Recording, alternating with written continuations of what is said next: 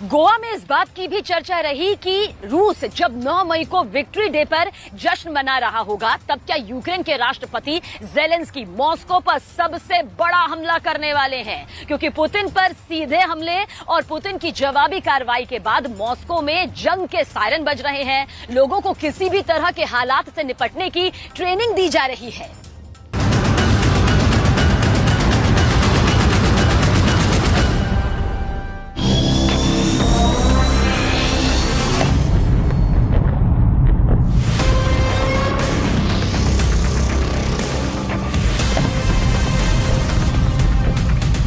Kremlin में कांपती दीवारें रूस की सत्ता से सवाल पूछ रही हैं। मॉस्को में मातमी सन्नाटा बिछाने वाला अगर विक्ट्री डे पर भी अपने मंसूबे में कामयाब हुआ तो रूस का क्या होगा?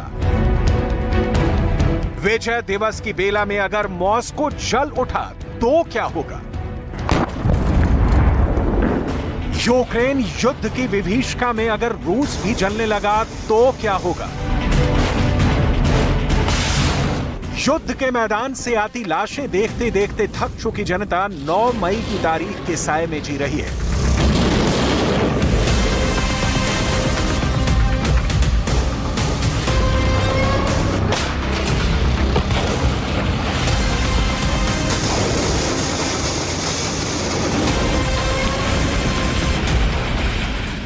S-400 जैसे एंटी एयर डिफेंस सिस्टम की तैनाती के बावजूद, पंसीर एयर डिफेंस सिस्टम इमारतों पर तैनात होने के बावजूद और मॉस्को पर हमले का अंजाम जानते हुए भी ज़ेलेंस्की ने डायरेक्ट पुतिन पर अटैक कर दिया।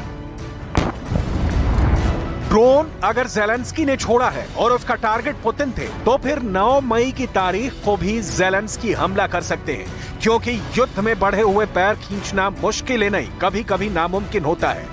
लिहाजा 9 मई को मॉस्को के खिलाफ एक बड़े प्लान की तैयारी दिख रही है। 9 मई को मॉस्को में क्या होगा? ऐसी आशंका जाहिर की जा रही है कि इस दिन रूस पर होगा सबसे बड़ा हमला। ज़ेलेंस्की रूस के विजय दिवस के दिन अपनी मजबूती का सबूत देने के लिए एक बार फिर मॉस्को पर ड्रोन से हमला करने वाले हैं, और यह हमला उस दिन होगा जिस दिन रूस अपनी वीरता का प्रदर्शन अपने हथियार के प्रदर्शन के तौर पर करता है।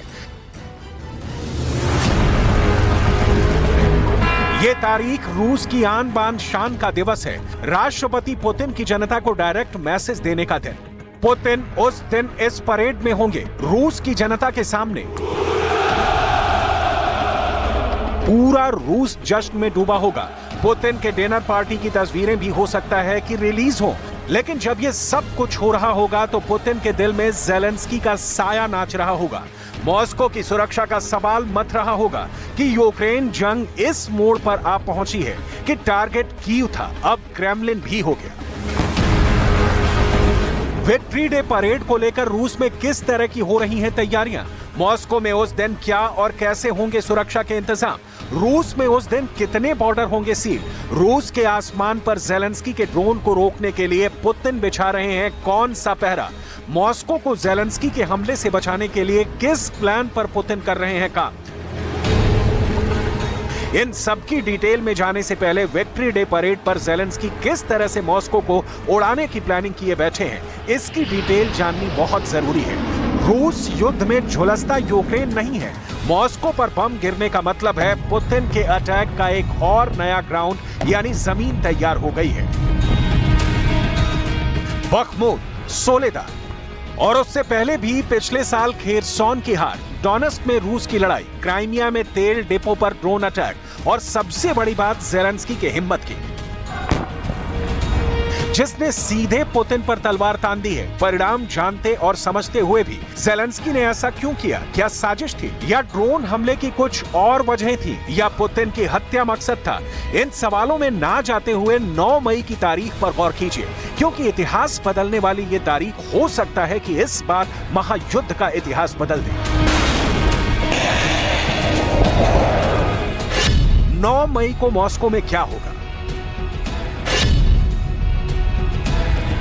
युद्ध में दुश्मन को कमजोर समझने की भूल का नतीजा क्रेमलिन पर अटैक है। यहां आपको क्लियर कर दें कि क्रेमलिन रूस के राष्ट्रपति के आवास को कहा जाता है, जो कि मॉस्को में ही स्थित है, तो इस क्रेमलिन में रहने वाले पुतिन की सुरक्षा व्यवस्था कैसी है जिससे उनकी जान बच गई।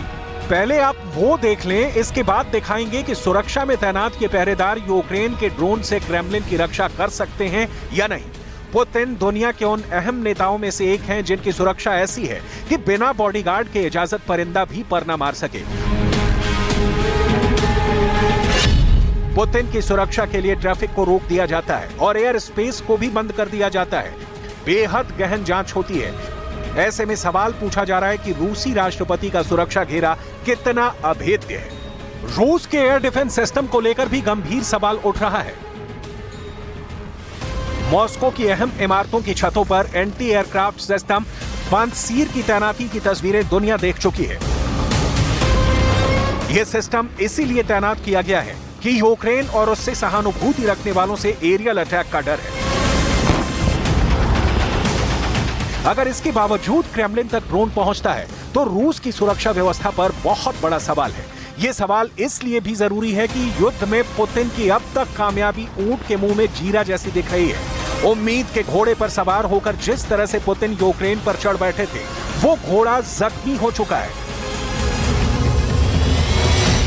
और ज़ेलेंस्की को यही मौका लगता है मॉस्को के कदमों में झुकने की जगह उसे बर्बाद कर देने की। विक्ट्री डे परेड के वक्त इसीलिए कहा जा रहा है कि ज़ेलेंस्की कर सकते हैं रूस पर अब तक का सबसे बड़ा हमला।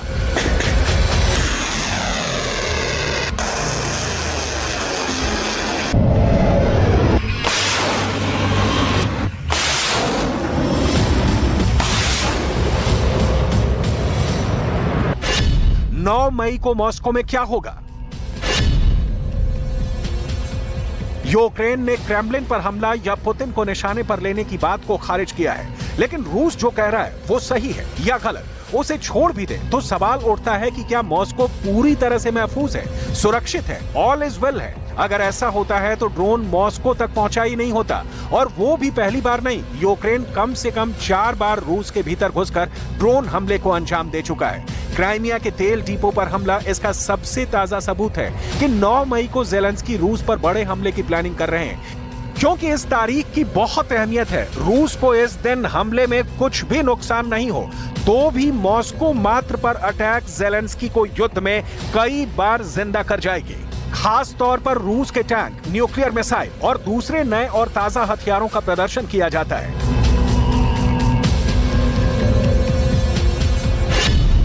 पिछले साल यानी 2022 में विक्ट्री डे परेड में 110 युद्धक गाड़ियां प्रदर्शित की गई, जिसमें रूस के प्रमुख टैंक T-72 का आधुनिक संस्करण भी था, T-14 आर्माटा और S-400 मिसाइलों का भी प्रदर्शन किया गया। रूस ने विजय दिवस समारोह के मौके पर आर्कटिक युद्ध के लिए विकसित एंटी एयर डिफेंस सिस्टम की भी नुमाइश की थी। इन हथियारों के बावजूद यूक्रेन के ड्रोन हमलों से रूस खुद को नहीं बचा पा रहा। सोचिए, अगर इन ड्रोन अटैक में ज्यादा विस्फोटक भरा होता तो क्या होता? रूस को याद है कि पिछले साल यूक्रेन ने रूस के एयरबेस पर हमला किया था, 3 लोग मारे गए थे। पुतिन ने तब रूस की आर्मी को यूक्रेन पर अटैक की तादाद डबल करने का आदेश दिया था, लेकिन ये हमले रुके नहीं। लगातार रूस को निशाना बना रहे ज़ेलेंस्की शुरू से ही चाहते हैं कि वो सीधे मॉस्को पर हमला करें। इसीलिए ज़ेलेंस्की ने नाटो और अमेरिका से लंबी दूरी की मिसाइलें भी मांगी। वो तो मिली नहीं, वरना इसमें कोई शक सुबह नहीं दिख रहा कि ज़ेलेंस्की मॉस्को पर मिसाइल हमला करने से भी चूकते। लेकिन मिसाइलें ना मिलने की सूरत में भी ज़ेलेंस्की बाज नहीं आ रहे। रूस की सुरक्षा व्यवस्था के सामने चैलेंज बनकर खड़े हैं। 9 मई की तारीख इसीलिए और डरा रही है कि ज़ेलेंस्की इस दिन कहीं फिर से हमला ना करें। 9 मई को मॉस्को में क्या होगा?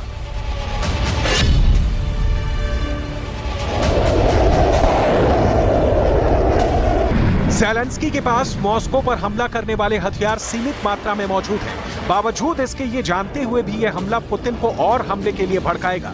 ज़ेलेंस्की फिर भी नहीं चूके, ना 9 मई को चूकने वाले हैं। ऐसा क्यों है, ये जानेंगे तो समझना आसान होगा कि ज़ेलेंस्की 9 मई को मॉस्को पर बम गिराने के लिए बेचैन और बेताब क्यों है। एक्सपर्ट्स का मानना है कि क्रेमलिन पर यूक्रेन का ड्रोन हमला पुतिन की हत्या की कोशिश न होकर प्रतीकात्मक था। इसका रूस और पुतिन के ऊपर मनोवैज्ञानिक प्रभाव जरूर पड़ेगा। फेडरेशन ऑफ अमेरिकन साइंटिस्ट के न्यूक्लियर इंफॉर्मेशन प्रोजेक्ट के डायरेक्टर हंस क्रिस्टेंसन के मुताबिक हमले का मकसद पुतिन के दिल में दहशत पैदा करना था। पुतिन इस हमले से अपनी भी सुरक्षा की फिक्र करेंगे।